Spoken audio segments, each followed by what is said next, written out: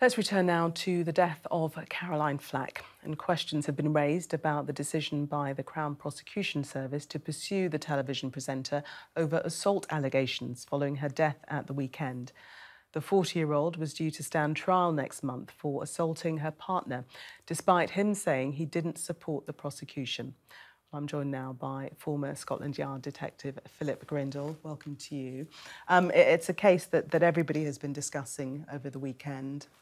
The implications of the role that social media might have played, the media large might have played in her death. You represent people now in the public eye and guide them on how to navigate this world that we're now in, involving social media so much. Yes, I think it's particularly hostile towards women. I mean, all the evidence suggests that if you're a woman and a public figure, you're going to be abused more than a man. The abuse you're going to get is going to be far more personal, quite often sexually violent, and certainly more damaging. What advice do you give to your clients? What are the problems that present themselves to you? Well, the general advice, I mean, not just for public figures, but for anybody who's being subjected to trolls and cyberbullying, really, is first and foremost, don't respond to it.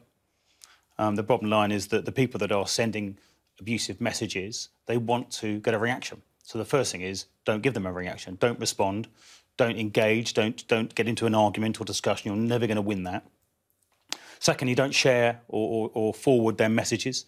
Generally speaking, they'll have a far smaller audience than you will, and by forwarding on, you're exposing them to a greater audience. You're legitimising their argument in many ways. So so don't respond. Just try and ignore as best you can what they say.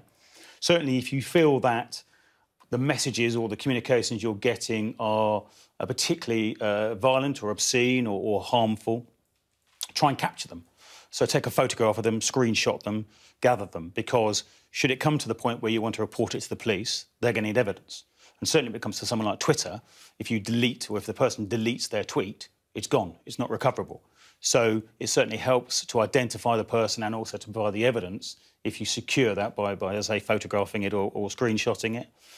I mean, those are sort of two main things, really. But certainly, equally thinking about what you're sending. So if you do get something that you feel passionate about, think carefully before you start responding, because I think we've all been in that situation where we see something and you want to respond, but actually it's probably worth taking a breath and just not responding. But also recognise the harm that actually some of those messages can do. And the issue is that everybody has a sort of tipping point. And what we certainly saw when I was working in Parliament, and what we see now with Diffuse, is many of our clients, start suffering a mental breakdown. So one of the key services that we provide with Diffuse is that psychological support, and I think that's what we've seen, recently with Caroline Flack. I mean, we've heard from people like Kerry Katona, a friend of hers, who feels a certain level of guilt now because she feels that she reached out to her and she wasn't able to help her sufficiently. Caroline Flack herself, in a rather poignant tweet around Christmas, said that she was advised to stay off social media, but just wanted to thank everyone for their support. I mean, is it legitimate advice to say stay off social media completely for someone who's in the public eye? It's a really difficult one. It's a balancing act. I don't think there's any harm in somebody occasionally just taking a rest from it, particularly in those sort of circumstances where they're being subjected to abuse. But the other side of the coin is, of course, that's exactly what the trolls and the abusers want. They want to silence you. They want you off social media. They want to quieten your voice. So there is this counter-argument that by actually doing that, you're playing into their hands and they're winning. But I certainly think there are times when you seek professional help, and that help might advise you to take a pause for a period of time, either from one particular platform or social media generally. And do you think 100% of the blame should be laid at the door of social media, in your view? No, I don't. I think it's a quite easy target, often driven by politicians and what have you. But certainly when we were in Parliament, less than 13% of all the abuse they recorded came on social media. So it isn't the kind of panacea, and it certainly isn't the answer to everything. I think we need to be looking far wider at actually how we use the internet and whether people have legitimate access to the internet and whether they give up that right to access the internet if they misuse it or abuse it.